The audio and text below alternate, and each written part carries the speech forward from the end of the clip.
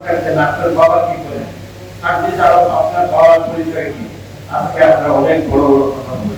তাই আমরা বলতে চাই, আমি একটা কথা বলেছিলাম এর আগে, যারা 500 টাকার পাঞ্জাবি পরতেন এখন 30,000 টাকার পাঞ্জাবি পরেন, যারা 200 টাকার স্যান্ডেল পরতেন এখন 50,000 টাকার জুতা পরেন, 10 লাখ 12 লাখ টাকারই পরেন, যারা রিক্সায় চলতেন তারা 5-6 কোটি টাকার গাড়িতে চলেন।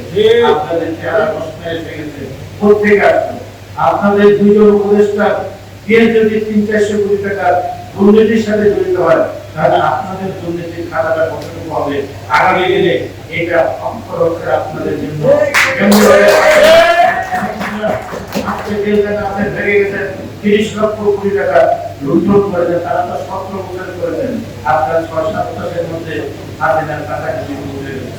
এটারও বিচার এই বাংলাদেশ হবে। তাই আমি কিছু কথা বলতে চাই।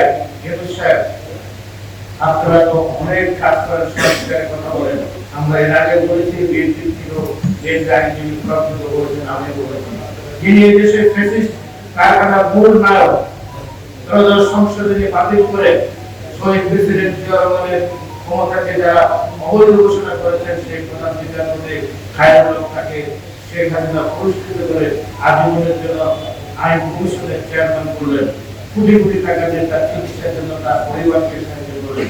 এই ত্রয়োদশ সংশোধনী বাতিল করে আপনার কেয়ারটেকার গভর্নমেন্টের যে সংবিধান, যে আইন, যেটা বিলুপ্ত করে শেখ হাসিনাকে ফ্যাসিস্ট হওয়ার যে কারিগর খায়রুল হককে আপনারা এখনো গ্রেফতার করেন। খায়রুল হকের বিরুদ্ধে একটি কথা বললেন না। খায়রুল হক পুরাতন শহরে তার মেয়ের বাসায় দিব্যি আলাদা বসবাস করছেন, তার বিরুদ্ধে কোনো কথা বলছেন না। খায়রুল হক বাংলাদেশের যত বড় ক্ষতি করেছেন এর চেয়ে বেশি ক্ষতি শেখ হাসিনা করে নাই। খায়রুল হককে আপনারা বলছেন না, দিব্যি আলাদা খায়রুল হক বসে আছেন। কিসের আপনার সংস্কার করবেন? কোথায় কিসের সংস্কার? আপনাদের এই অবস্থা। আপনার একজন উপদেষ্টা কত বছরে উনি প্রেস কনফারেন্স কথা বললেন, রেজওয়ানা নাকি বললো যে আমরা তো আসছি শুধু নির্বাচন দেওয়ার জন্য, তোমাকে কে ম্যান্ডেট দিয়েছে? তোমার কি অধিকার আছে নির্বাচনকে আর সংস্কার নিয়ে কথাবার্তা? তোমরা অন্তর্বর্তীকালীন সরকার, তুমি তো রাষ্ট্রের মালিকানা না, তোমাকে তো ভোট দেয়নি। বলছে যে আমাদের একটি ভোটদান আছে, সংস্কার করবো, এই করবো, শুধু নির্বাচন দেওয়ার জন্য আমি আসছি। এত আস্পর্ধা তাদের, আর পুরো সরকারটা একটা এনজিও, এনজিওর বাইরে একটা লোক ওই সরকারের কোন রাজনীতিবিদ, কোন দেশের প্রেমিক কোনো নাই। এনজিওরা কিসের উপর ভিত্তি করেছে? এনজিওরা বিদেশি খ্রিস্টান ইউটিউবের যে উচ্ছিষ্ট ফান্ড থেকে সেখান থেকে টাকা এনে আপনারা এই দেশের মানুষের রাজ্য পরিবর্তনের কথা বলে সে টাকা ভাগ করে খান।